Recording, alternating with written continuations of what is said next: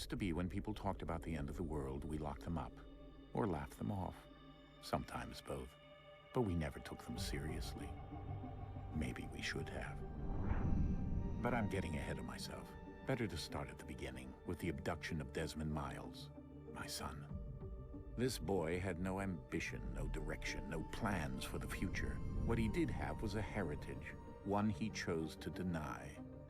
It nearly cost him his life. He was captured and imprisoned. Those who took him believed he could help them find something. The apple. One of several artifacts we call pieces of Eden. Bits of ancient technology scattered across the globe.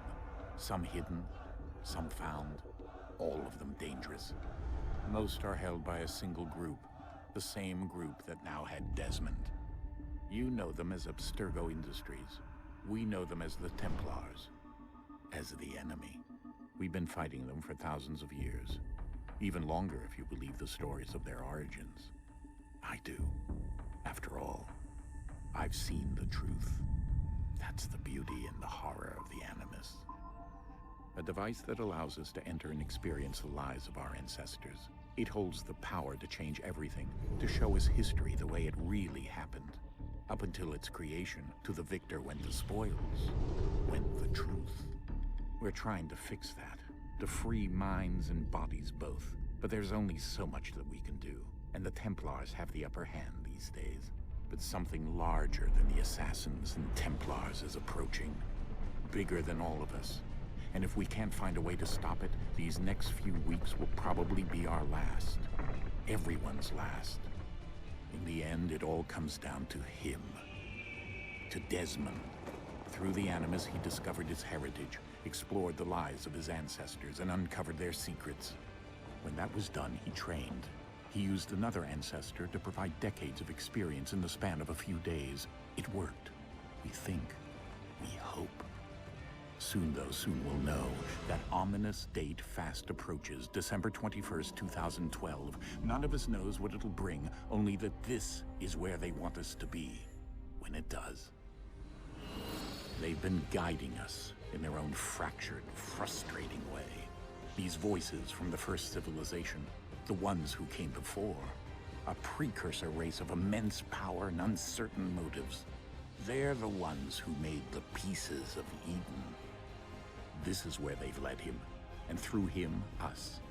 He stands at the entrance to this long-lost place, armed with the knowledge of Altair and the abilities of Ezio. He holds in his hands the apple of Eden, and we stand at his side, ready to support him however we can. His name is Desmond Miles, and he has brought us to the end. Hey guys, welcome back to Let's Play Assassin's Creed 3. We were picking up where we left off, which was actually at the Boston Tea Party. Like, I got to throw the last box of tea overboard. Basically, big F you to William Johnson, because we looked at him as we did it. But I wanted to read the little blurb that it gives us about the Boston Tea Party, because I am kind of a history nerd, and I think that the American Revolution was interesting. So, tea chest destroyed. A most curious and remarkable event took place on Griffin's Wharf, Boston, Thursday, December 16th, thank you. An assemblage of individuals dressed in buckskin with faces painted in the fashion of Indian natives convened at the wharf and proceeded to board the Dartmouth, the Eleanor, and the Beaver in orderly manner. These Indians, or perhaps no, as was the general discernment of those who witnessed these events, equipped themselves with small hatchets, which they denominated as tomahawks. These ships held within their cargo chests of tea numbering 300 to 400. The commanders of the vessels had publicly declared that if the rebels, as they were pleased to style the Bostonians, should not withdraw their opposition to the landing of the tea before the following day, they should on that day force it on shore under the cover of their cannon's mouth. Once aboard, the presumptive Indians opened the hatches and made to take out the chests of tea and threw them overboard, first cutting and splitting the chests with their tomahawks so as thoroughly to expose them to the effects of the water. In about 3 hours, they had thus broken and thrown overboard every tea chest to be found in the ships. During the time they were throwing the tea overboard, there were several attempts made by some of the citizens of Boston and its vicinity to carry off small quantities of tea for their family use. To effect that object, they would watch their opportunity to snatch up a handful from the deck, where it became plentifully scattered, and put it into their pockets. Some of these same were met with kicks and hooting by the presumptive Indians. Earlier on this day, there was a meeting of the citizens of the county of Suffolk, convented at Old South in Boston, for the purpose of consulting on what measures might be considered expedient to prevent the landing of the tea or secure the people from the collection of the duty. At the meeting, no satisfactory answer was obtained after enquiries were sent to Governor Hutchinson, and Mr. Adams concluded with the observation that the meeting could do nothing further to save the country.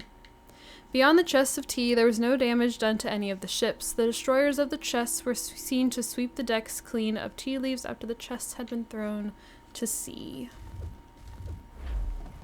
Oop. So...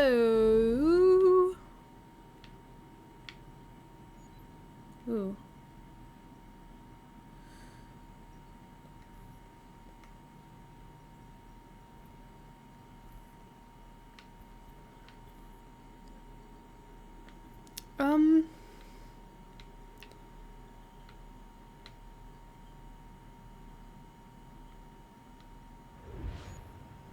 Okay, so it's wanting me back at the homestead. Which means I could just get on a boat. Alright, let's go try to get this almanac page. And then I'll just hop on a boat and sail back. So that'll be faster than riding the whole way. There it is.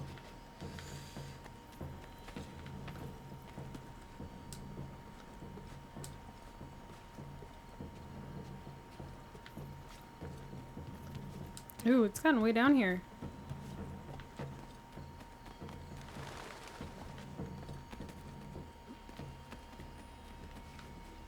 Seriously? Ow! Oh, that actually did not hurt him at all. I might lose this page.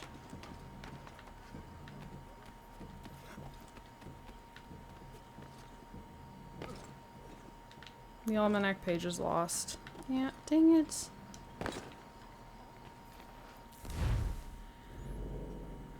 But there's one right here.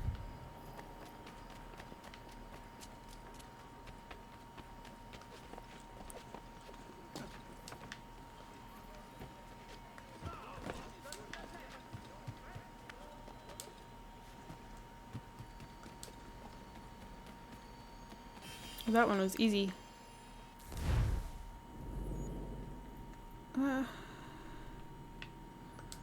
Alright.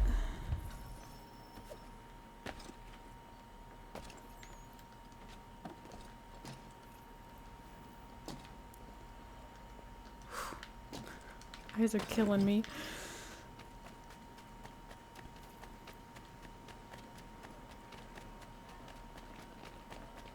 Hello! I wish to board your boat. Oh, what is that? The Chase.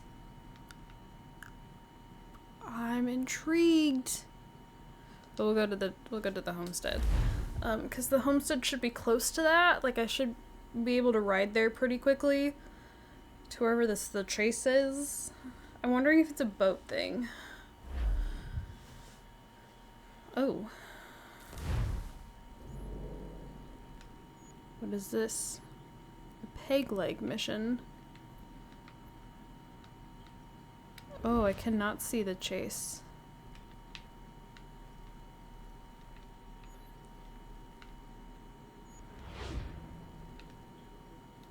Alright, I'll see what this peg leg mission is. Hi, is that with you? What do I owe Oh, this it's great daytime. honor, Captain? The letters you speak of, what are they? Oh, now you want to know. Captain Kidd's letters, boy. he hid a great treasure somewheres and sent letters to 4 of his crewmen along with a strange piece of leather. If you find the men, you'll find the scallywag. It's that easy, 'tis. May I see them? You might be a captain, but you're not too bright, are you? I'll barter with them. You give me some trinkets I like, and I'll give you a letter. Building my own treasure cache, see? Trinkets? Like what? Where? Use your imagination, Captain. There's interesting swag all over the frontier. Okay, so this is what all of the trinkets are for. William Kidd. Captain William Kidd was a Scottish privateer turned pirate and the center of numerous pirate legends. Not much is known about Kidd before the late 17th century. Even his year of birth is approximate. It's reasonably certain he's from Scotland, but that's about it. Every good pirate needs a mysterious past. Kidd first appeared in the historical records in 1689 when he's listed as captain. He was a privateer for Britain in the West Indies before sailing for New York City, where he lived for several years. In 1695, Kidd was given a privateer's commission to hunt ships in the Indian Ocean and headed for Madagascar, which at the same time was a known private haven. Then Kidd disobeyed the terms of his privateer's commission, attacking ships in the Red Sea. No one is quite sure why, but I guess that's pirates for you. They're bonkers. When Kidd returned to the West Indies in 1699, he found that he was a hunted man. He sold his ship, the Quiddah Merchant, in Hispaniola,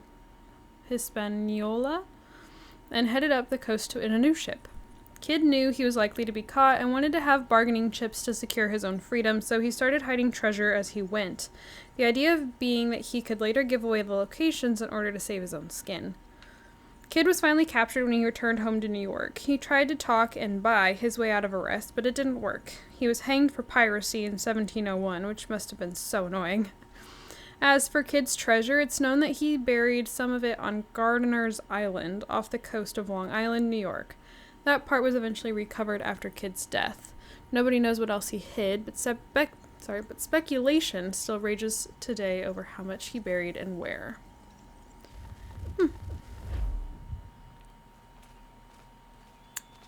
Oh, I have a trinket. What you got for me? Ah, you brought me some good pieces. That's worth a letter to be sure. Here you go, Captain. I will be back for the rest.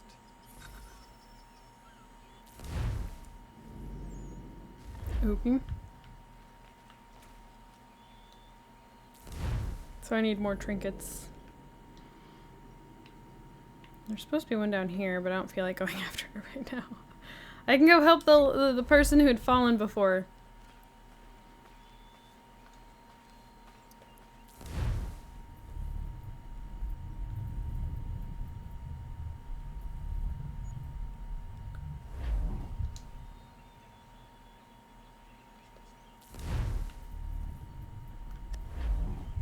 Letter to Lucky Lem.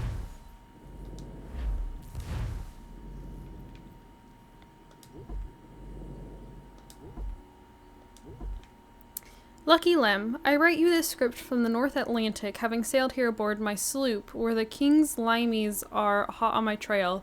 I trust the adventure prize remains safe, but I rest assured it is in your best of hands, yours. I have always trusted you as one of my most loyal and faithful men, and that is why I now send you this scroll. It is of the utmost importance that you do not open it, as it could mean my life. Carry it with you always. Never give it to a soul, no matter the price offered, and believe whatever the cost may be. I will double it when I find you. I do not know when I'll be free of these varlets, but they will not catch me. People very well may come looking for my scroll. Trust no one. Heed my warnings, Captain William Kidd. How would he know not to open it if you put in the letter, don't open it?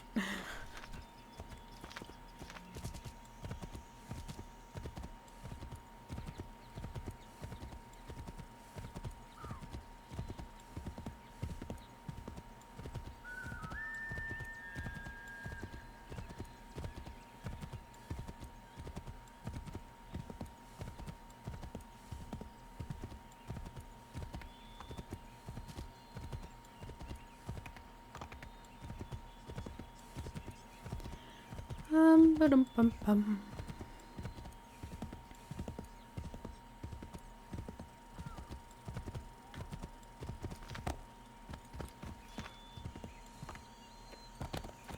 Bloody hell!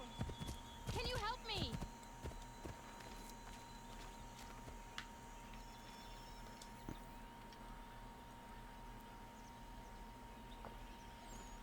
Are you all right? What do you think? How did this happen? Poachers in the woods. I asked them to leave. This was their answer. Come on. We need to get that arm looked at. What if the men who did this? They can wait. Your wound cannot. Oh, such a gentleman. You'll be able to make it to the house. Yes. I think the ball took only flesh. And what is your name? Miriam. Do you live nearby?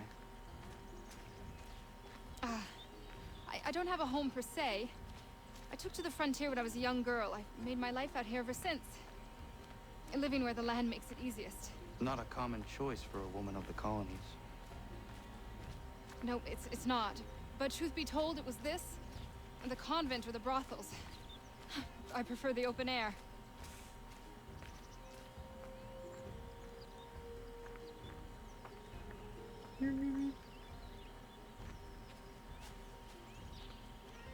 Achilles, Achilles, Achilles, come down.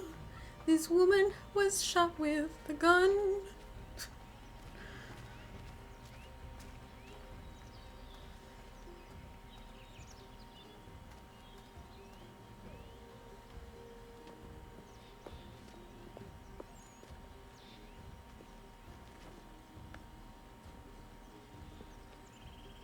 Kana, what are you doing?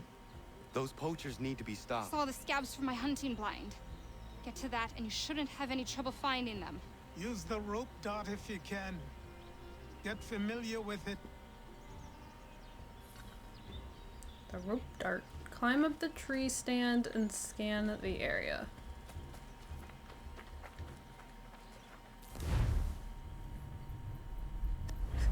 Call the horse.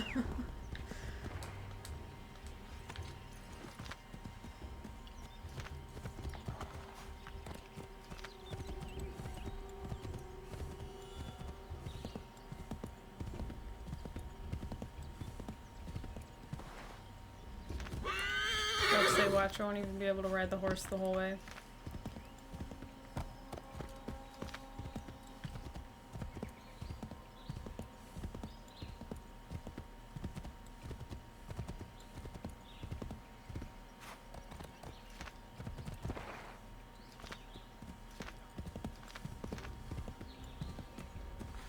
Oh, they're literally right there. Okay, it really wants me to use this rope dart thing. Please don't give me away. Horsey, horsey. Hold Y while above a target to assassinate them.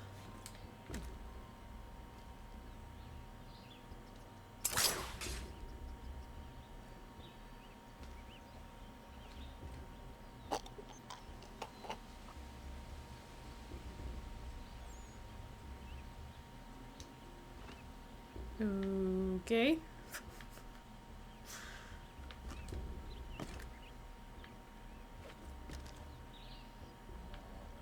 Surprised that deer's getting so close.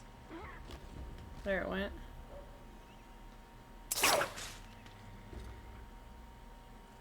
Hold Y and push L to hang your target. Okay, brutal. Connor does not mess around sometimes.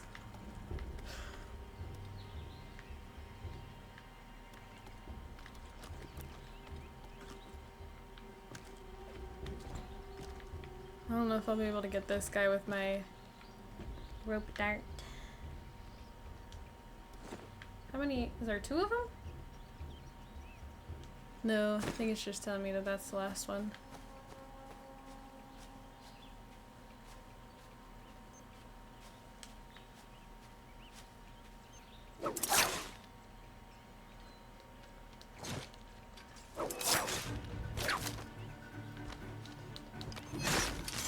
and it didn't quite go how I wanted it to.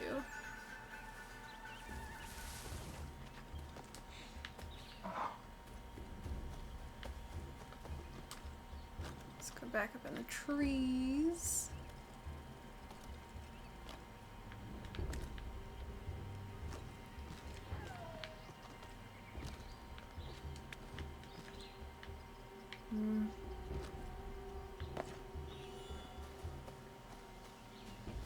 William Johnston's opening up some of that Mohawk land we purchased for free hunts.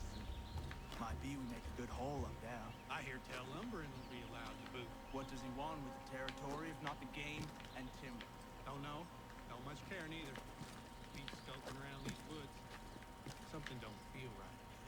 Feeling a bit guilty Ugh. having that woman into the hole? Nah. She had it coming. What's she dressed like that for anyway? It's not natural.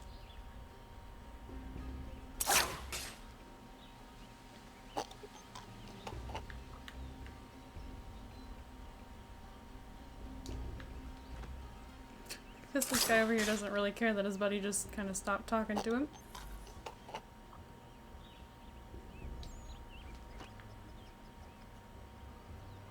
Find the last poacher.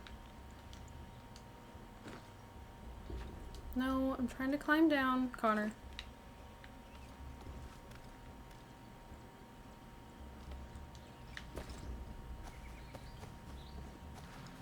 Now I have Achilles come down stuck in my head. Self is not so weightless, no hole and unbroken. Remember the path divides. Is he on this side of the... Yeah. Hey! Where are you, fellas? I'm gonna whip out around the tree and get him. Shooting strangers in the forest, is that common hunting practice where you come from? No. Spare me. Go. Tell the friends you have left what happened here.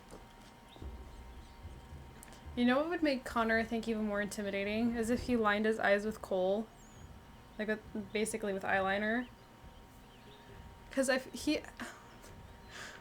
don't know how else to put it other than he has kind of beady eyes. Especially when they're under the hood. But I think the coal would really help. Not necessarily, maybe not help is the right term, but like, I don't know. I feel like it would really add to it, like an intimidation. Papa! You'll never believe what I did, Papa!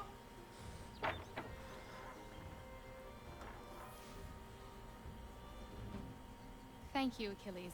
You are most welcome. Why did those men attack you? It's no secret this land is full with game. I spotted the trespassers en route to request permission to hunt here myself, and suggested they do the same. The bounty of the forest is not mine to give. It is your right to hunt on this land, but I would appreciate you trading your surplus with the others. Very well. I accept.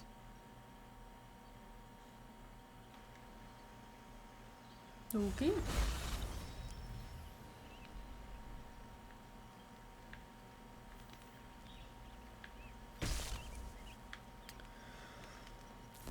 Silent Hunter.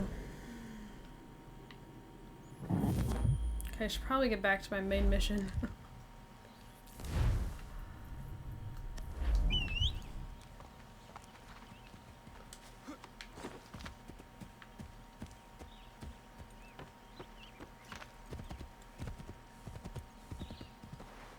No, keep going.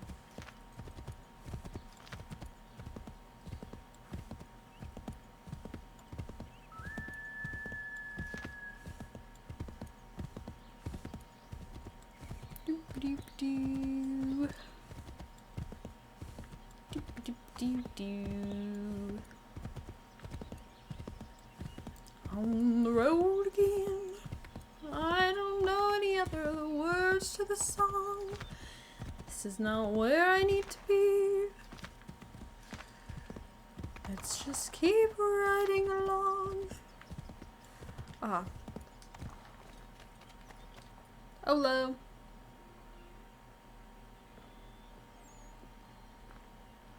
It is done.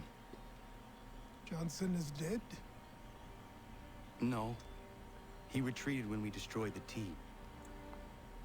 Only to hatch some new scheme, I'm sure. You should have killed him. There was no need. Time will tell if you speak the truth. Not killing someone we should have Why are you here? backfired on Something Ezio. happened? William Johnson has returned Of course with he all has. the money required to buy our land. He meets with the elders as we speak. I have begged him to resist, but I fear he shall have his way unless you intervene. How is this possible? We destroyed the T. The Templars are nothing if not resourceful. You should have heeded my warning. Please, you have to stop him. Of course. Can you tell me where they're meeting?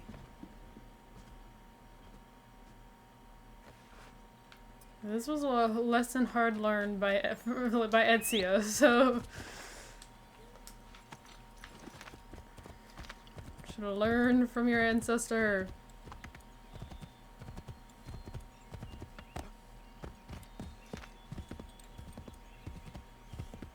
But I mean, if they're all in Desmond's lineage, that would technically mean that Connor is Ezio's great however many's grandsons, right?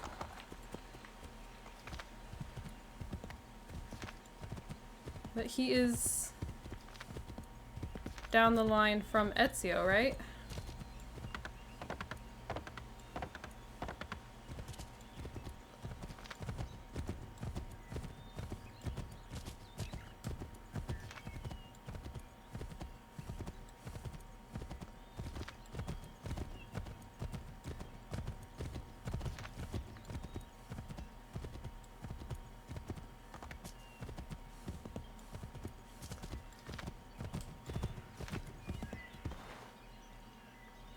Why can I not pass that?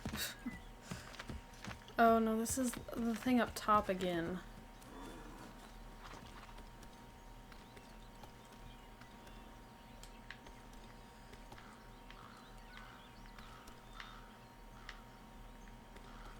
Where the hell is this supposed to get me?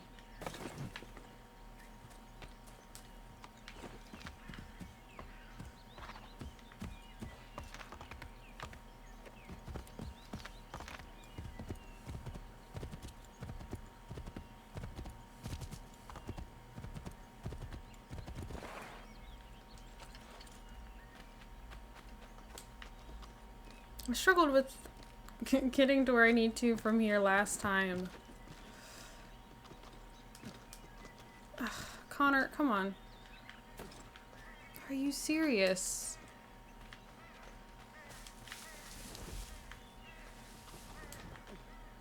Okay, the whole tree thing is great, fine, and wonderful until you suddenly won't jump like you need him to.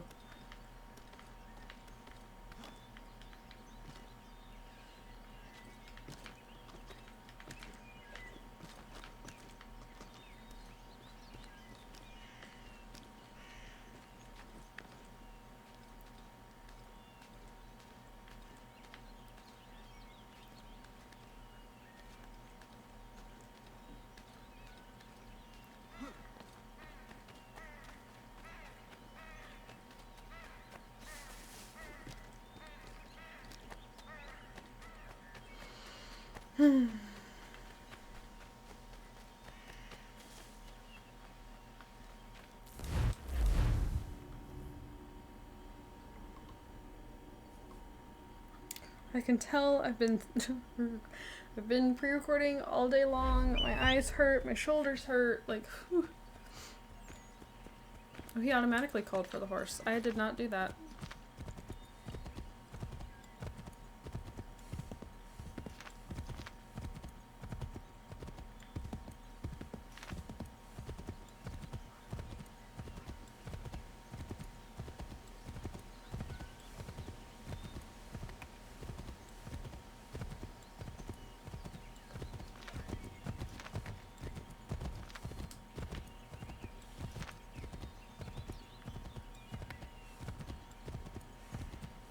Okay, I think I'm gonna cut until I get there.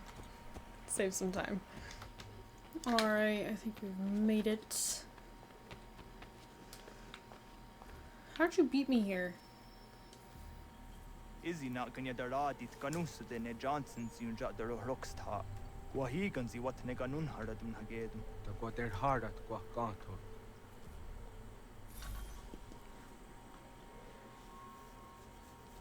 Coercive acts. The Coercive Acts, sometimes called the Intolerable Acts, were a series of laws passed by British Parliament in response to the Boston Tea Party. Among other things, these laws replaced the elected Massachusetts legislature with an appointed one, and closed Boston Harbor until the East India Company was reimbursed for the tea, which, let's be honest, was never going to happen.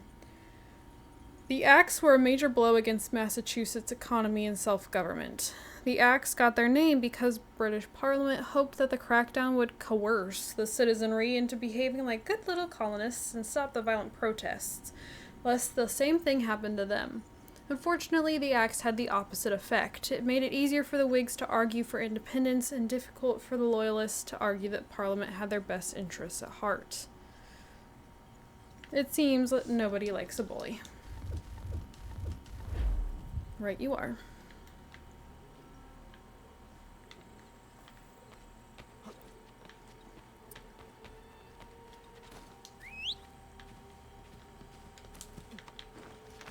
Ooh, I like this horse. Okay.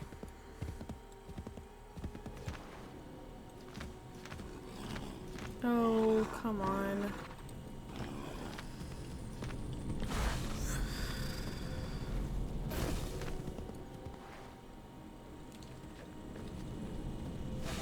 Well, what the hell?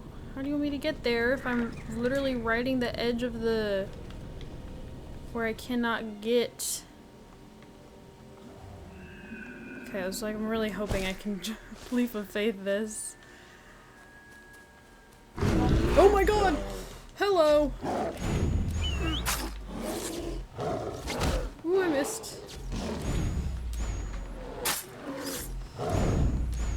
I didn't realize there was a bear there. Okay, well. Oh, I think there's another one nearby though.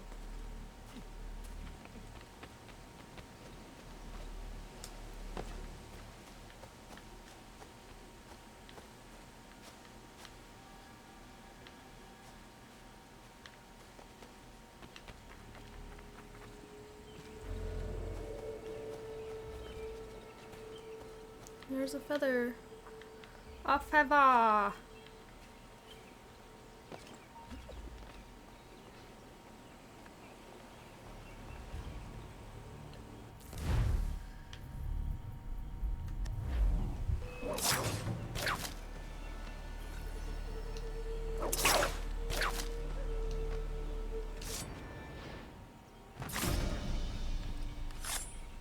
So I guess if they see you, oh. Reach him undetected. Well, shit. That did not happen. Ooh.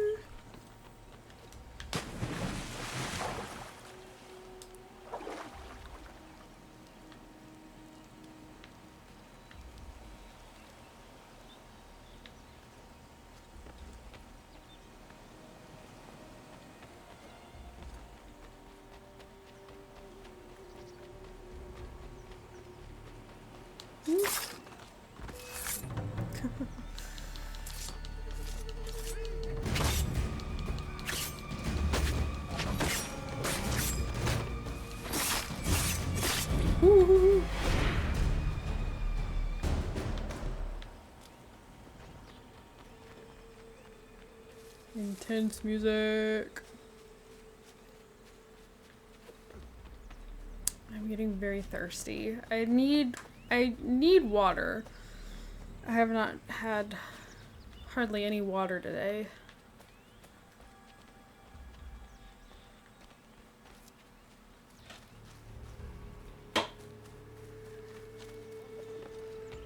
Been.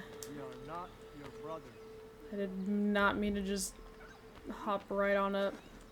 You seek land, true enough. Land that is not yours, nor any person. My only wish is faith. There are those who would betray and manipulate. The worst yet, take the land by force. Oh, I was spotted.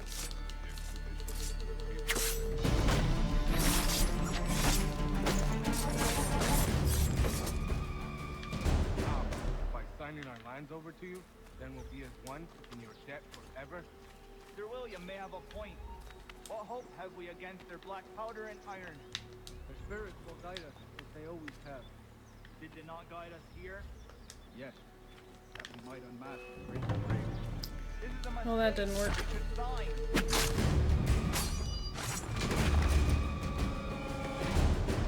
I'm trying to get into the trees, but I can't find.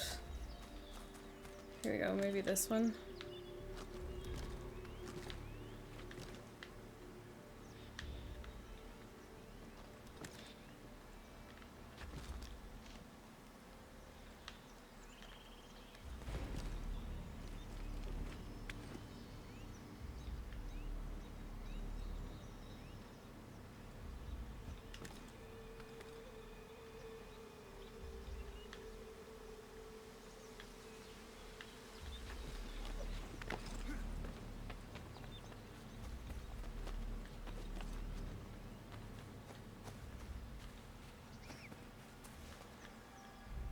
Peace, peace.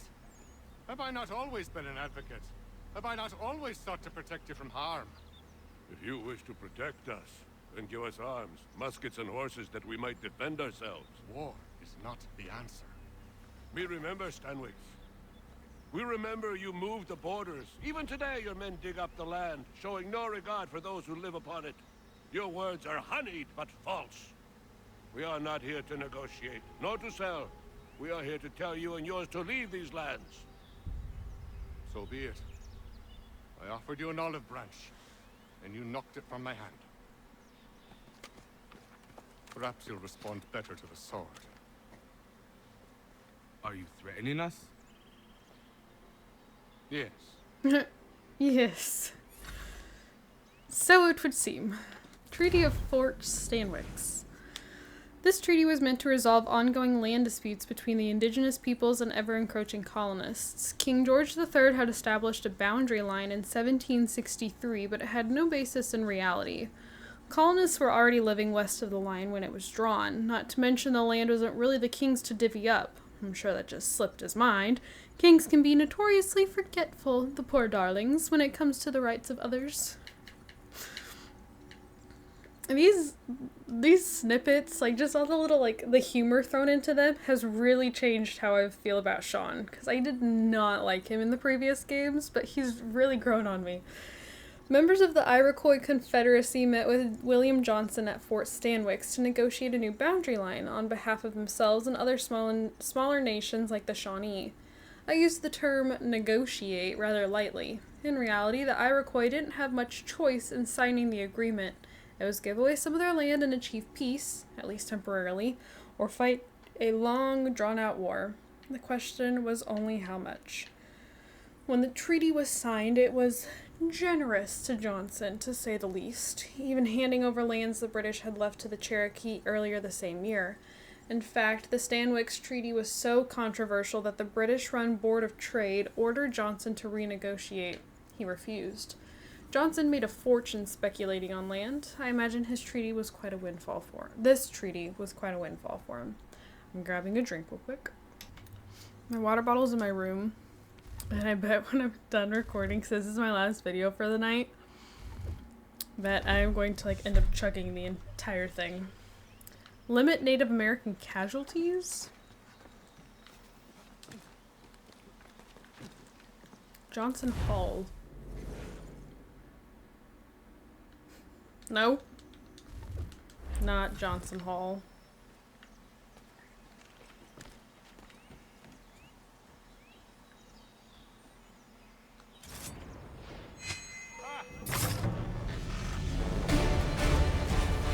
I wanted to know what he would have said.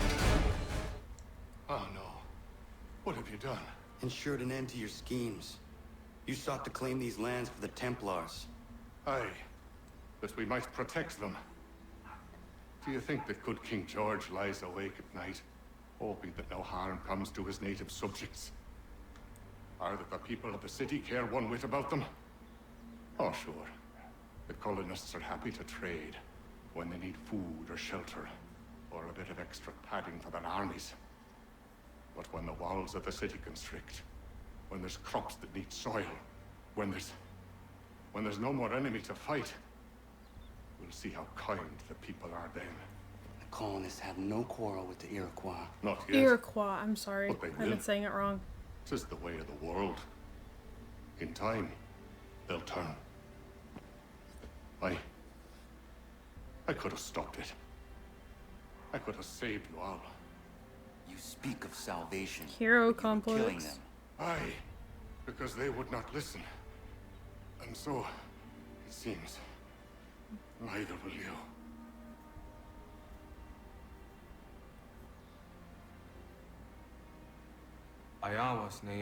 May the Faceless One grant you the peace you claim to seek. Oh, do I still have to fight?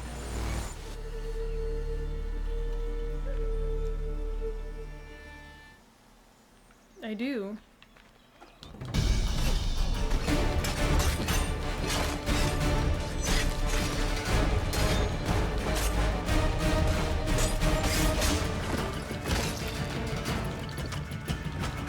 I'm gonna dive to escape.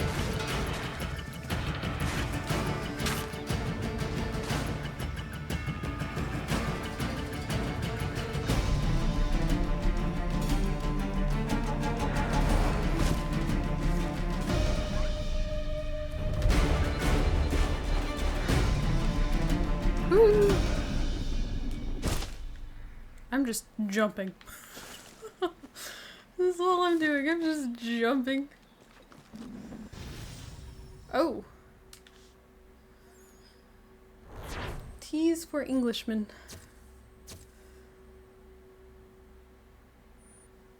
Oh, I failed.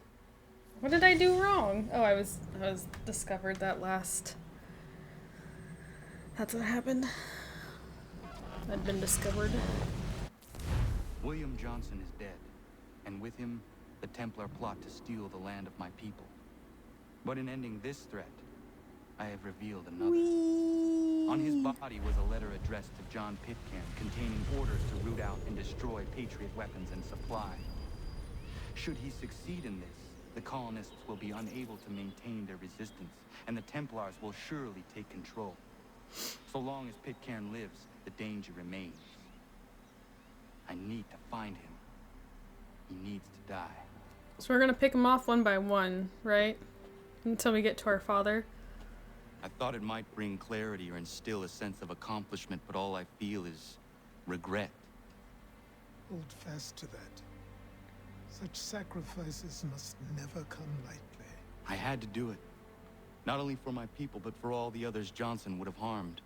It's a start. But to truly be free of Templar influence, all of them must be dealt with in turn. Even your father. I know. You speak the words, but do you believe them? Seems we've company.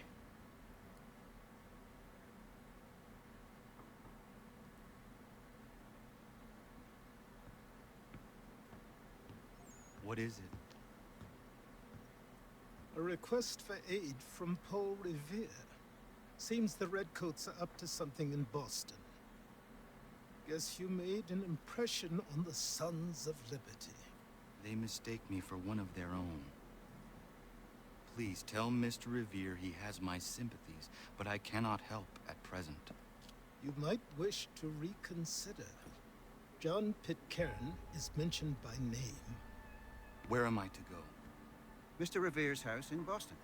If you'd like, I can... Connor's like, say less. Okay. I know it's a couple minutes early, but I'm gonna go ahead and wrap this part up here. I feel like this is a good place to stop, and the last part was a couple minutes over, so I feel like it's kind of evened itself out. Thank you guys so much for watching. Don't forget to comment, like, and subscribe. I do have my Sims channel and my Twitter both linked down in the description below. If you'd like to check either of those things out, I would greatly appreciate it. I'm having a lot of fun playing this.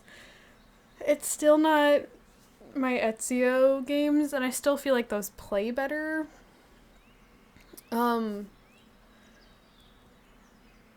But, like, I've found that even knowing I won't have time at night, like, after work, I'm like, oh, I really wish I could just go home and play Assassin's Creed for a little while. Because I feel like these games are really easy to just kind of, like, zone out and play. Even if I am recording, like, it's really easy to just kind of, like, lose yourself to the game for a little while. And I still feel like, don't get me wrong, I love Sims. Sims is, like, my all-time favorite game. But there's still, like, you know, a level of cognizance you have to have with it. I don't know if cognizance is the right word I want to use. I'm going to sneeze.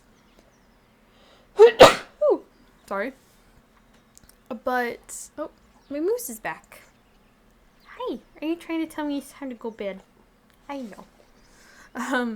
But it's like, there's still, like, I still have to be aware of what I'm doing and, like, constantly, you know, managing all these Sims. And with this, like, I'm just, like, I have a couple tasks at a time, but I'm not having to, like, focus on all these different moving pieces and, like, be super aware of everything that's going on. And, like, again, it's easy to just kind of relax to. So, like, it's really fun to play. The thing is, I should pre-record more. I am starting this upcoming Tuesday, which actually for you guys was last Tuesday. I'm dog sitting, but and it's for my neighbors across the street, but they're an old retired couple, so they're home with the dogs all the time, and they're already a little, I don't want to say upset, but they're not super happy that I'm already working, you know, most of the day. And so to come, and, like, they have, like, a camera, like a nanny cam type thing on the dogs. So, like,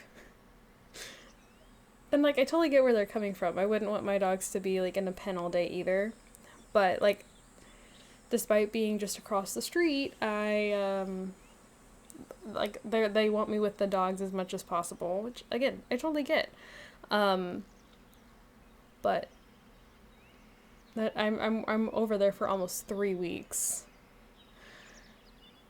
which really throws off the recording.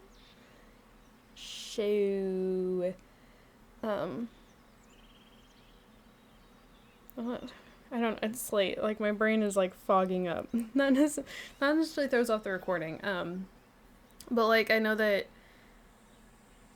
I just don't know that I will be able to get enough recorded for the entire time so that I don't have to worry about it between both channels, because they're both very time consuming. There's a reason why, like, every other weekend is dedicated to one channel. So, like, this weekend has been dedicated to pre-recording for the gaming channel, and then last weekend was dedicated to recording for the Sims channel. Like, I go back and forth.